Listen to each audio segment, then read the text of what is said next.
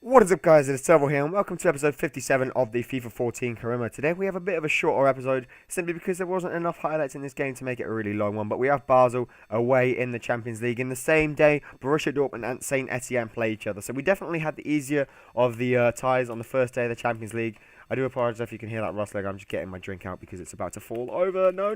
There we go. It fell anyway, for God's sake. Anyway, there's our group. Borussia Dortmund and Saint Etienne. It's going to be a tough one. Basel are probably the weakest team that we're going to play. So it's good that we got to play them first and get them out of the way. I don't know what this draw was. I couldn't figure out what I had to do. But yeah, Basel will have the first chance. And Basel nearly get the first goal.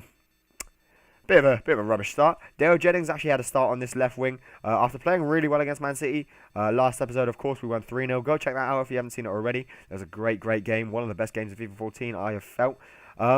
We like I say, Dale Jennings played really well. I decided to play him again in this episode. Christian Taylor's actually taking a little bit of a seat. I'm choosing between him and Ben Arthur on the left wing no, on the right wing, sorry, and Dale Jennings on the left wing so far this season. But what can I say? That looked like a penalty to me at first, and yes, the ref does go ahead and give it. So, Mignolet, well, he really isn't having the best day. Somehow it wasn't a free kick. Somehow it wasn't a card. Stocker gets a penalty. He goes right, and to me, that honestly looked like it glitched through the bottom corner of the goal. Mignolet went the right way. He would have saved it anyway, but to me, that just looked like it glitched through the goal. I found that really, really weird. Unfortunately, the team weren't really playing well this match until this moment in time. Dongu, a really good 1-2 with Lukaku, who actually started up front. Remy took a seat on the bench after his performance in the Premier League at the weekend. I felt it was time to give some of my other players a go because Remy's going to be needed again in the Premier League. I'm focusing on the Premier League. If we get anything out of the Champions League, that's just a bonus. Obviously, when we get into the latter stages, I'll be playing my strong team every time. But Dongu, what a wonderful goal in the 35th minute. Just chipping it over the keeper on the run as well. That was really, really good. Ben Arthur having a shot. The keeper perhaps could have could have caught that. But whatever. It goes out for a corner. We'll take it. Dale Jennings on the ball. He's going to whip it into Lukaku. Lukaku's going to get there. But unfortunately, it gets cleared by the defenders. Colaccini on the ball. He's not exactly going to be the one shooting. He tries to turn on the ball. He's not exactly the most agile either. And we lose it. But Lukaku wins it back. Honda on the ball, giving it to Dongu. Dongu's through. And unfortunately, he takes a touch too far. And although he does whip it back into the box, there was no one there. And that was really, really good defending under pressure there by the Basel defender. Just sidestepping the slide tackle of my player. And then I knew that was coming. I mean, as soon as we got caught in that counter-attack, I felt that the goal was going to come. Right on the stroke of half-time as well, Diaz, whatever his name is, managed to go through and score. It was a really good cross, don't get me wrong. But if you look at the replay here. The defender is in front of him. Colaccini's in front of him. That means Colaccini, under every circumstance, should be getting there first. So I'm not happy with Colaccini. He got caught on the ball a few minutes ago, and now he's losing out. Whatever. But the second half starts, and we have a chance here. Dongu going through, going for the early shot. Again, a really, really good save by the keeper to deny him. But you can feel the pressure's mounting a little bit, and 1-1 is not a fair reflection, all right? Colaccini's made some mistakes at the back. Yeah, he'll probably sit out next game because of it. But, I felt that they've definitely only capitalised through our mistakes rather than what they've created at themselves.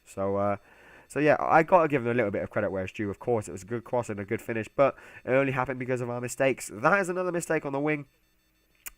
Dale Jennings, I think that was losing out on the ball, and then they whip it in. A really good defensive block by Colaccini, redeeming himself initially, and then a wonderful pass to Dale Jennings, giving the ball straight through to Dongu. But Dongu isn't that quick, although he is lightning. He isn't that quick, and unfortunately the keeper gets there. And that's a lot of what we were doing. That's what was going wrong. We were playing long ball too much. Yes, we did have Lukaku up front, and I felt that we could play it off him, bounce it off his head, and give it to Dongu, who's just as quick. But a wonderful through ball by Dale Jennings to Dongu. Dongu has a chance to make it 2-1. He goes for the finesse shot, and the keeper does really well to hold on to it. Dongu perhaps should have hit that into the corner, but whatever. He's still an up-and-coming young striker. Hopefully we can just keep using him, and he'll progress to be a better player. Christian Taylor, Joe Allen, and Alberto Pereira come on. I don't feel Kensuke Honda's been performing well recently. He did get a goal against Man City, but I thought that was more luck than anything. So we'll see what we do with that CAM spot. But in the meantime, Ben Arthur has a shot well saved. A lovely turn by Alberto, putting the ball through to Dongu. Dongu having a shot, good save, but somehow Hatem manages to get there. And the man of the, I want to say the season last season. No, Remy was the man of the season last season for me.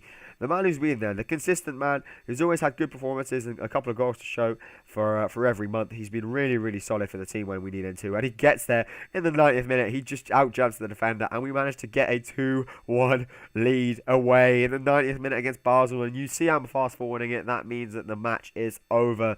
2-1 to Newcastle United. We managed to get an away victory at Basel. That is just fantastic. I really can't explain to you guys what that means, because it means that we've stepped up on the right foot in the Champions League.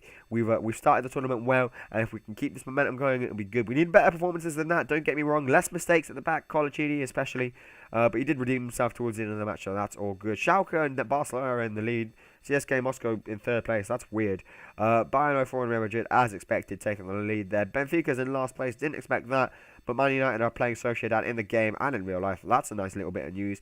Man City and Juventus, that's going to be an easy group for them. Well, maybe not with Galatasaray, but pretty much an easy group. I expect them to go through. Moving on, that's actually going to be one of the hardest groups, probably. Moving on, we have Inter and Chelsea. Of course, I expect them to go through. Zenit have no chance. Bayern aren't actually top. That's interesting. Zenit, the other team outscored them, but PSG and Porto are top. That's going to be an easy group. Anyway, guys, thanks for watching this episode. We are top. Borussia Dortmund and St. Etienne drew a good result for us, and I'll see you in the next one. Bye!